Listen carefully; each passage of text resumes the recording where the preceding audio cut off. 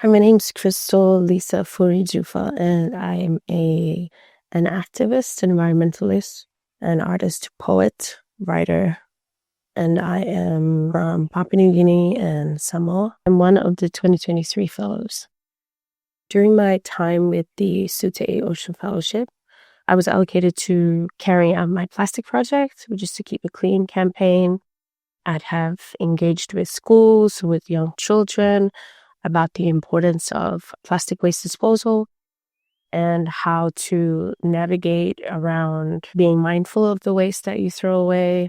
In doing that, I also spent some time doing some research on plastic itself. And it was amazing working with young people, understanding more from like local communities, in my own community in Samoa and Vailile, and also really realizing that there's so many aspects of contributing to helping out your own community and your society and the economy as a whole, which I realized what I knew was literally less than what I found out. Since 2019, statistics had showed that 73% of the yellowfin tuna's stomach components are plastic. And to think that, we live off the aku, the yellowfin tuna, and to just, that is even more detrimental now to understand that, we are ingesting what we literally have put out there. And this unmindfulness is not getting us anywhere. And it's important that we make time or we won't have time. I was also able to be an intern at Pacific Network on Globalization, where I had learned from some of the best activists in the whole of the Pacific, Maureen Penjueli and Joey Tao, and just navigating throughout those spaces and how we don't understand the full picture about ocean justification until we see it. And it's been amazing, working alongside them and learning and observing and also participating in some of the important works of, our own Pacific justice fighters. Along this journey too, I was able to participate on an event called the Unpacking. And the Unpacking happens every few years in Hawaii, where military ships go there to play around with test their ships. And when they do that, they disturb the biodiversity and the marine ecosystems. It disturbs the whanua, and the people, the indigenous peoples, and the sacredness of their lands. And the noises, noise pollution has also been, a big factor in the fish migration. And I had no idea about RIMPAC, but it had been going on for so long. And it has so many bad effects. And, we don't see the repercussions again until we actually see the repercussions. And that's what I've learned also through this fellowship, is to sometimes try to put yourself in the shoes of what's happening around you. Would you say that during your fellowship, because of the project that you pitched to us, and then also because of the networks that you were able to gain during the fellowship, like it really opened your eye and how you were? Oh, absolutely. I think that I went in thinking I knew, and I left knowing that I will never know enough. And this has been my teacher. And, I went in knowing what I wanted to change, but I came out knowing that some things take time to change, and we have to make other changes to get to the change that we are looking. Yeah. And it's been amazing. There are different steps to the same road. As long as it's a learning process, I think that's important. I was so grateful that throughout this fellowship too, I was able to advocate through my poetry. I participated on a few panels and advocated using my poetry as a Taei fellow proudly. I spoke about remembrance of Fukushima in 2023 and how the nuclear testings had happened and, all the lives that were lost. Also, having that connect to the bombings that also happened in Marshall Islands, on the bikini atolls in the ocean and how detrimental that nuclear weapons are to us and all that's around us. Do you think with your poetry, it elevated your activism? Oh, definitely.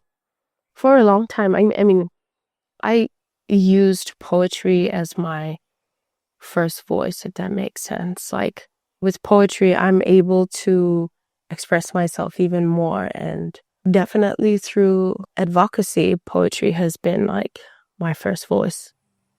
Really grateful that this fellowship has allowed me to amplify my works with poetry. And I'd like to say, like, that's part of the reason why it was so easy for me to get into writing my epistolary poetry for my book. And yeah, I continue to write. I'm hoping that I can reach about 300 pages and then get it published. That's really exciting. Yeah, thank you. You did some work in DG, particularly around policy. Do you think with your creative writing, with your poetry, it really helped with navigating that space and how we talk about policy, particularly around our oceans? I definitely think so. People of the Pacific, we speak in poetry. We breathe poetry. And it's in our song, it's in our dance. Everything is poetic.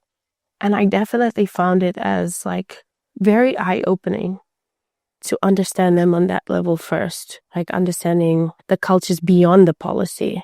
Do you mean like in terms of what the policy represented? Yes. And then break down the policy itself and to just seeing the community as one. It's definitely been different because I was also a politics major. And so everything to me was, policy, regulations, rules. I hate to say it, but I admit it. I didn't give enough credit to my own people in the Pacific, and I stand corrected. I've learned so much. And, they too have, rules and regulations. And one thing that I learned from one of the Matuas in Fiji when I was asking about the fishing methods, he said something along the lines of, not everything speaks, but everything feels the same. They all have the same energy, and we all share the same heart. And so if you give the same amount of respect, that respect will be given back to you. When you go in with a full heart, you'll get a full heart of, remarks, experiences. Everything will come back to you.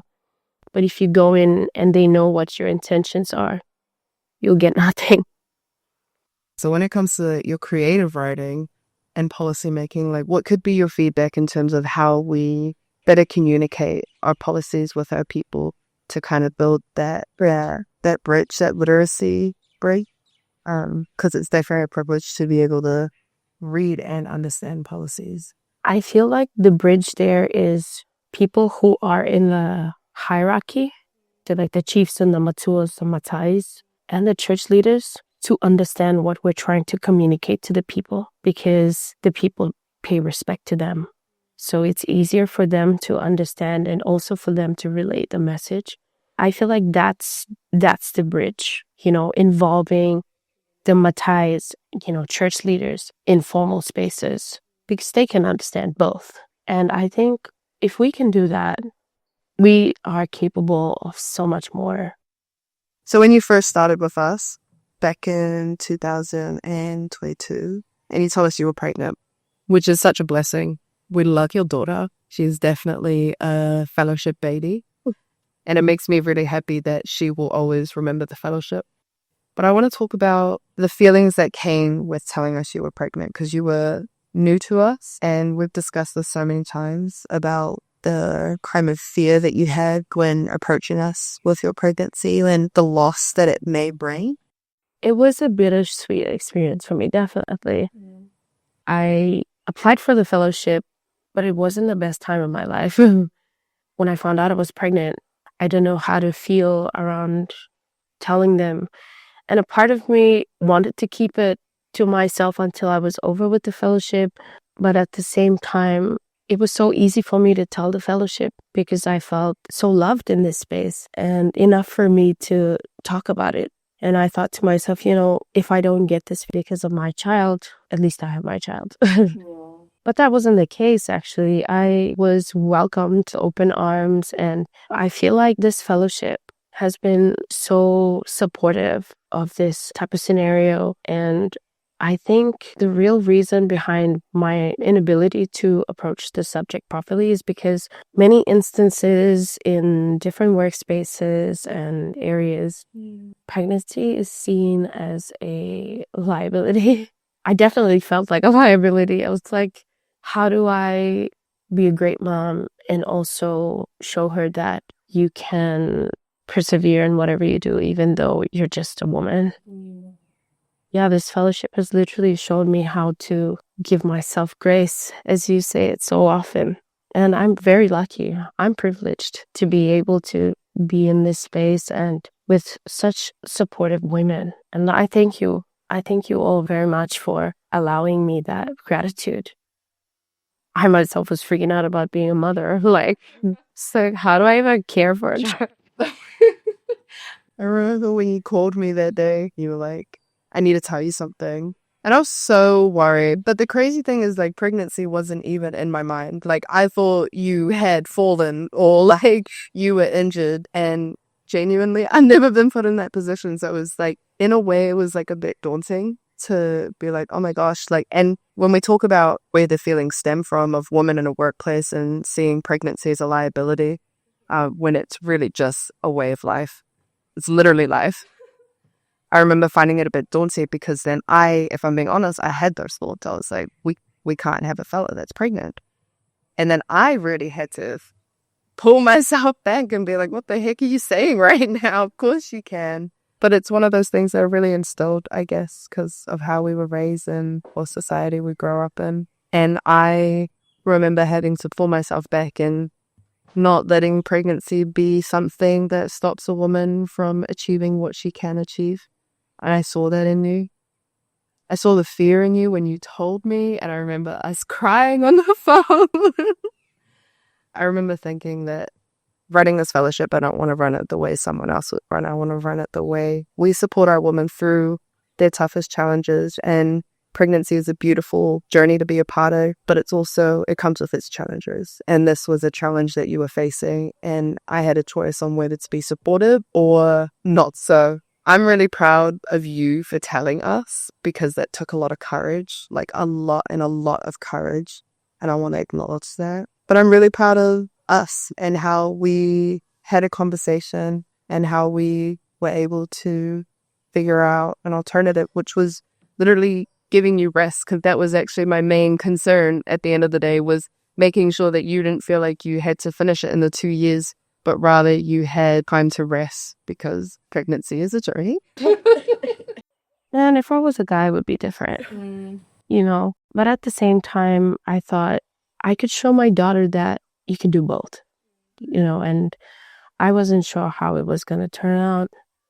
But I knew in myself that I'd do everything that I could with whatever I had to voice my opinion on ocean justification, just like your mother did. And baby or not, I'd still do it again. Still here. He's still here. When I left school and I applied for this fellowship, I was maybe proving to myself even that I could do more than get a piece of paper. That was through service from my people. And this was one way of contributing, and by understanding service alone from the people. And I've been humbled to learn about the different lifestyles and the ways of life and how they've navigated so graciously throughout the years. And so my advocacy has grown with ocean and now more into traditional spaces. I want to find a way to integrate traditional knowledge with science-based analysis. Because if I'm being honest, there's quite a huge amount of scientists now coming into Pacific Island states and trying to understand the ways of life, because they need evidence to back up what they've heard and what they've later proven. And I think that once we find a way of acknowledging the cultural traditional knowledges as a form of knowledge itself, when we can accredit to that, besides having a piece of paper, a certificate, then we can grow harmoniously, I feel. It's also a matter of safeguarding those traditions, because it is foreign scientists coming into our islands. Having someone who is from these islands to build that bridge is really important, because then it's how that information is communicated as well and who it benefits. Mm-hmm. So moving forward, is that what you're going to do? That would definitely be one of the things that I want to dip my fingers into. I want to also go back and finish my law degree. But this time, instead of doing criminal law, I'm getting into marine law. I want to be a part of policymaking. I want to be one of the first or a few Pacific women who fight for pushing for the bills on the oceans. And now that I'm a mother, I find it even more important to leave something behind for our children and their children, hopefully. And in saying that, I'm also focusing on finding ways to better educate people on the importance of not allowing deep sea mining. Because the Pacific Ocean, we have more polymetallic nodules. And I find it so ridiculous that people are trying to take that out even without proper experimentation, without proper evidence of how it can harm the ecosystems, even worse, like livelihoods, cultures built off of the ocean. It's weary for me that countries like Nauru and Cook Islands and Tonga are exploring deep sea mining, given that they're smaller Pacific Island states. Anything could happen. We don't know how strong the ocean is. We wouldn't want to try it. I'll be trying my best to understanding more about the repercussions of deep sea mining, or finding ways on how I can educate or help create platforms that our young people can easily understand better about deep sea mining and why it is important to stop deep sea mining. It's come to our attention to allow deep sea mining in our spaces, given that because of these polymetallic nodules, they build like screens and cars, and I don't know who it's benefiting here. It's all, like you said, economic, developmental gain.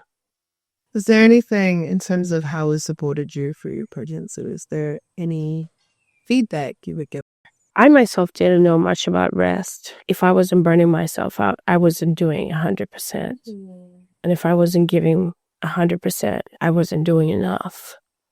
But through this fellowship, especially with like you and Linda and Katie too, sometimes just checking in was great.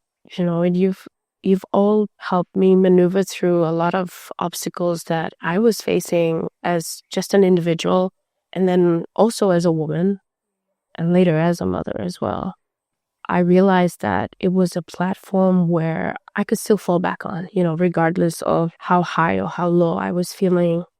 You know, I remember telling you guys about being so excited about my book publishing, and I was going to have everyone in the acknowledgments because you all were a great part of my inspiration with writing about marine ecosystems, and my poetry and advocacy grew even more through the fellowship. And I also realized like you can do so much if you have the greatest support.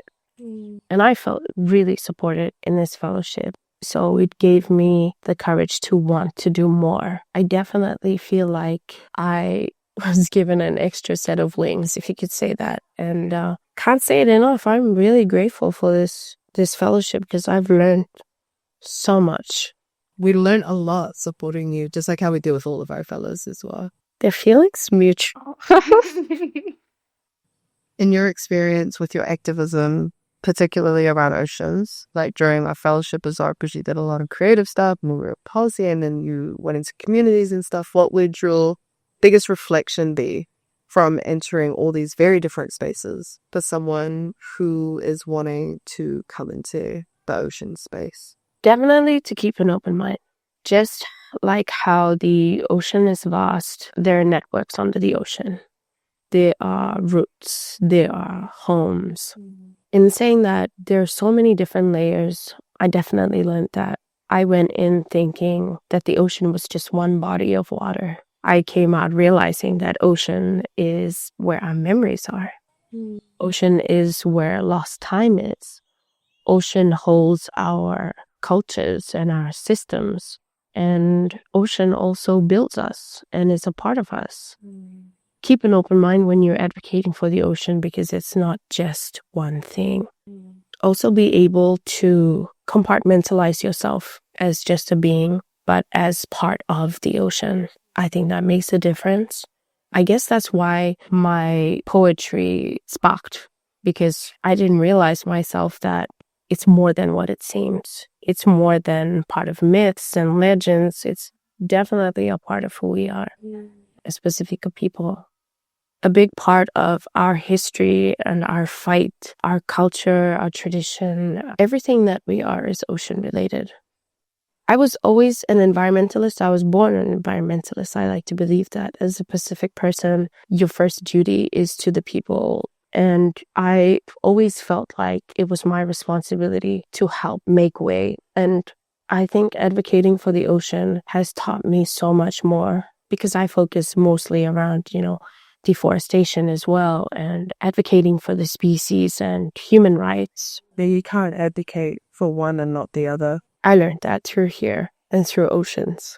If I had one last bit of advice for anyone who's looking to advocate for the ocean, it would be to stand firm on what you're talking about, what you stand for, and be proud of where you come from and who you are. And also to just be a student. We are all teachable if we have the courage to listen. In saying that, not just to things that can speak, but to what you can feel as well. I definitely feel like that was a big thing for me. It comes back to an open heart. Definitely.